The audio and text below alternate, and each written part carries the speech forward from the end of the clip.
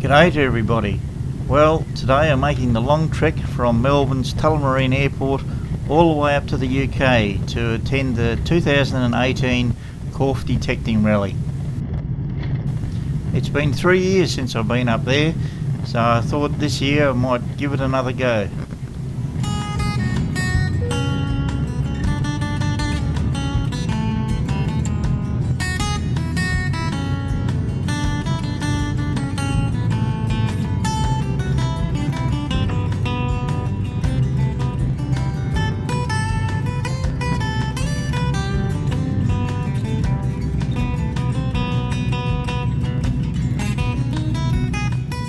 Well, to cut a long story short, after a very long flight, I eventually made my way to Corfe, put up my brand new tent in the blustery, windy conditions.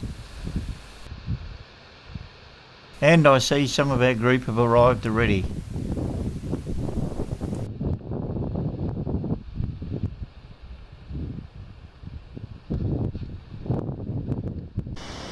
And we were set up in the pond field. And here's the pond. And it looks like the moles have been busy here too. We don't get these down in Oz, as the unrelenting wind continues. And let's get on to the reason why I'm here. Detecting. And the first day. And the first signal is a button. Needless to say, this was the first of many.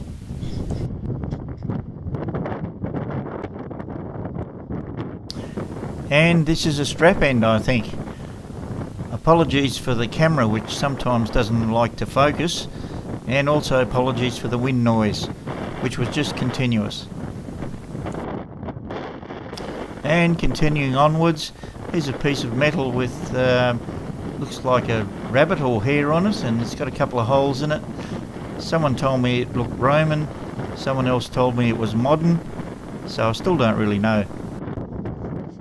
Aha, and I reckon this looks like my first coin, and it's silver.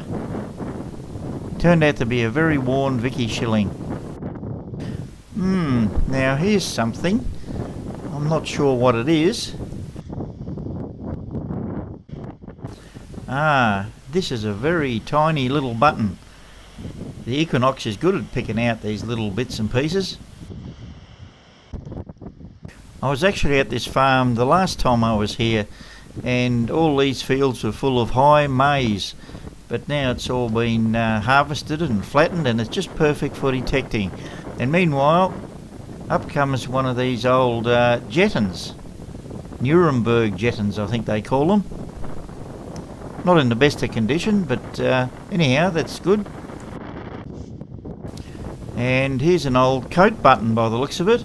Yeah, it's a bit fancy. It's got the letters DG on it and horse and crown, I think. So, yeah, that's interesting. Oh, and here's a lovely little green coin. It's a farthing by the looks of it, and it's Edward the 7th, so I guess it's from the very early 1900s.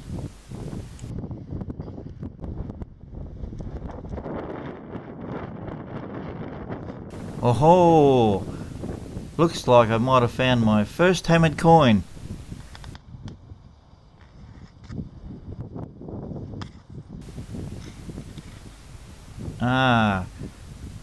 Probably a Lizzie or something like that, I'd reckon. Very nice. Hope there's more to come.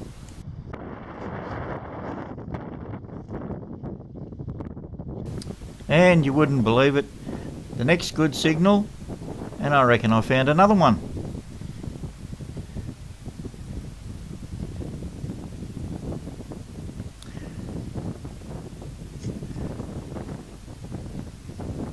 Looks a bit battered and worn, but nevertheless, it's another hammy.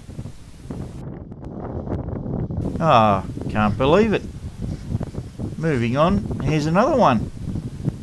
This might be an older one, I think. It's got the pellets and cross on it. Oh, look at that. Another one. This one just looks like a blank disc though.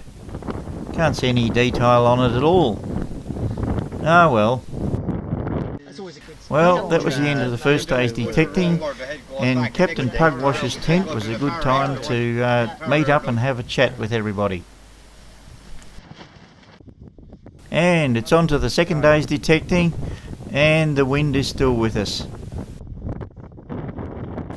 And it looks like I've just dug up a very small buckle.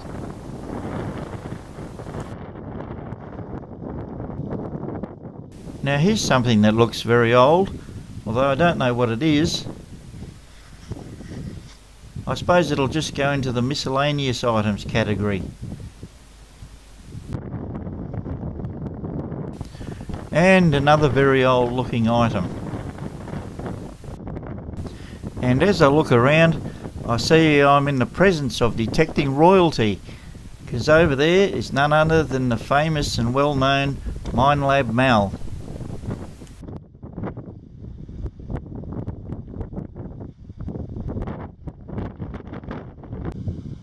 I heard others say that they found Roman pot legs in this field. I'm just wondering if this is one of them. And I've just dug up a very ancient and rare 10-pence coin.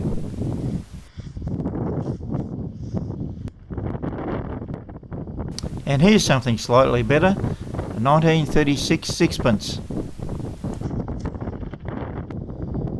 Well, this should have to be one of the fanciest buttons that I've come across. Here's the metal disc that would have once been a coin. Just smooth and no detail at all. The English soil doesn't seem to be very kind on these old copper coins. Ah, a little buckle this time. I think they call this spectacle buckle, for obvious reasons.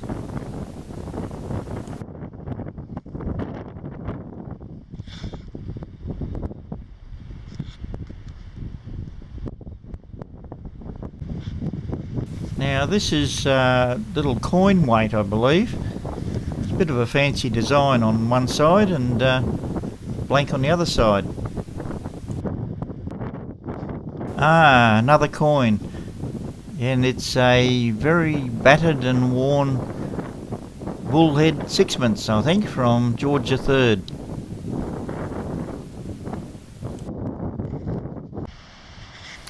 Okay, another day and another field. And just walking up the hill. And here's a little Roman coin.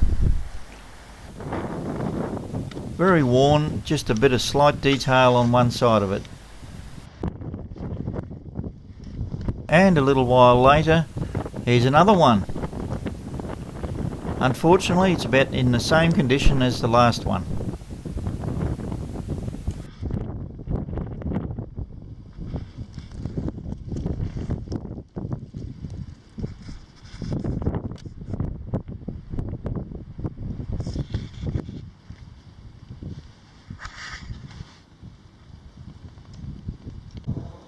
During the course of the day, 2 people found staters in this field. Unfortunately, I wasn't one of them. Walking back to the car right at the end of the day, and right near the cars, I've got a great signal, and here's another one of those blank copper coins. Well, finally the wind had eased, but the rain had come. I found last night that the steel pegs supplied with the tent were no match for the stormy conditions. So in the morning I went down to the shop and bought some stronger ones, and sure enough it was calm every night after that. Oh well, that's the way it goes, I suppose. So we were off next morning detecting in a new field in the rain.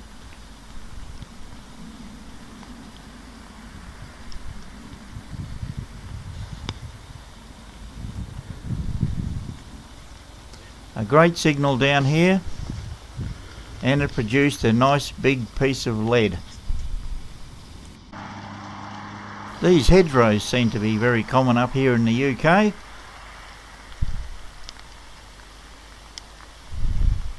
and the rain just kept coming down and gradually got heavier as the day went on.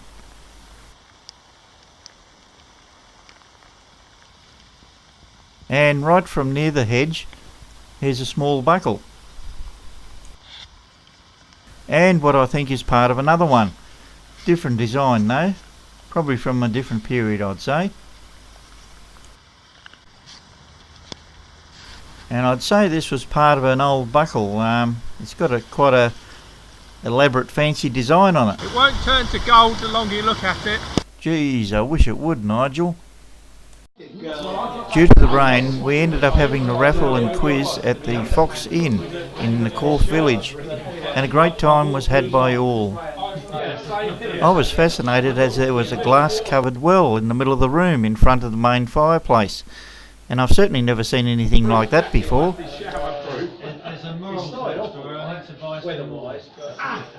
My apologies, as this is low resolution video from my phone. In the wall there seems to be a bit of a hole and you can see a fossil there. So this is quite a historic, quirky sort of a place. And unusually for me, I actually won some prizes in the raffle, even if I didn't know that kangaroos can jump backwards. Okay, on to some more detecting the next day. And here's something that looks very old, but I don't know what it is. But I know what this is. It's a hammered coin. You beauty. And not long after, here's a Roman coin, followed by another hammy.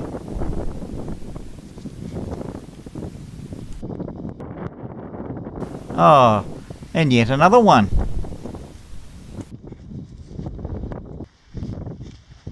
On to another field, and yet another Roman.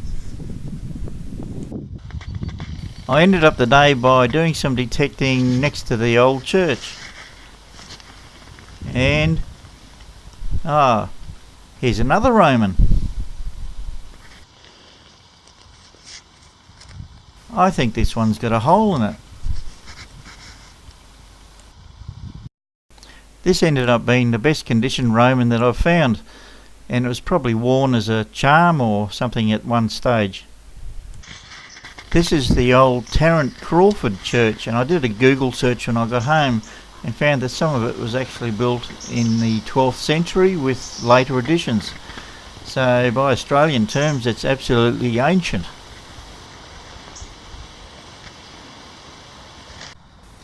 Next day, and we were back on the farm where we were the first couple of days, looking out over the beautiful English countryside from the top of the hill. And I didn't find anything up here, but Nigel over there found a Roman coin. Going on the numbers I got from the Equinox, I think this is a silver coin, but it's that worn that it's just a smooth disc really.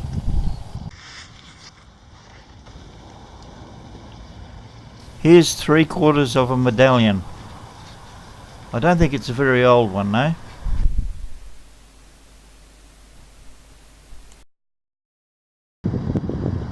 A squash thimble here. I actually found a few of these on the trip. And here's another coin. Looks reasonably modern. I think it's a threepence. Probably Victorian, I'd say. And a button with a design on it. Getting into the evening now, and just dug a signal, and I reckon I found another hammered coin. Only a small one, but it seems to have some good detail on it.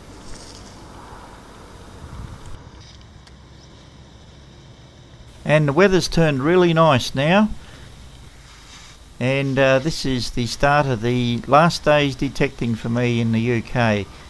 And down here I think there's a small coin, and to me it looks like it's a rose farthing. in pretty good condition too.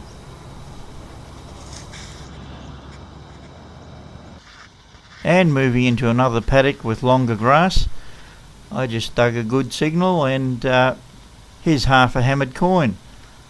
I don't think it's a cut half because it looks a bit too jagged. And about 3 feet away I dug another signal. And is this the other half? Somehow I don't think so. And moving on, I've just dug something pretty good here. It's a Roman brooch. And it seems to have some sort of design on the front of it.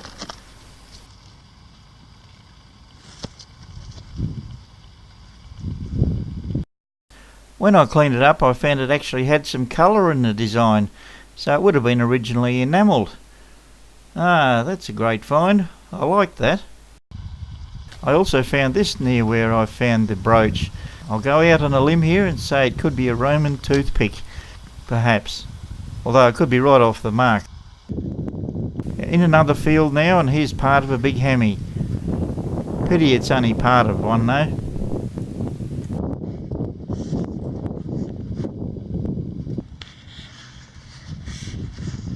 And right near it, a good signal, and here's a big old copper coin. Could be a bit of detail on this one, I think.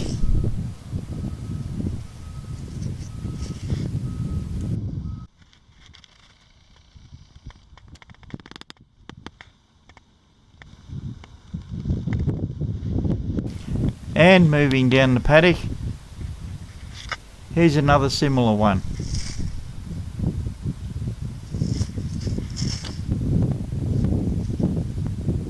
Well, that's about the end of my last day's detecting in the UK, and I must say I've had a really good time here. And I've made a good selection of finds as well. Then there was all the other bits and pieces I found. Buttons, bits of buckles, musket balls and all the rest of it. And I must say I was very happy with the performance of the Equinox.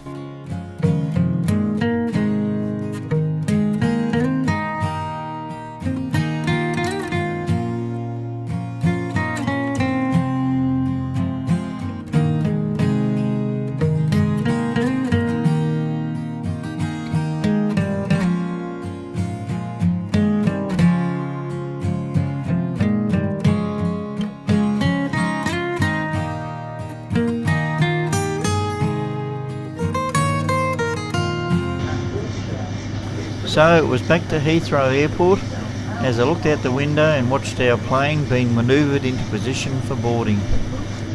Well, it's goodbye to the UK as I start my long journey back down to Melbourne. Well, I suppose there's some thanks in order here. Firstly to Nigel, who not only picked me up and dropped me off at the airport, but also took me around to the fields.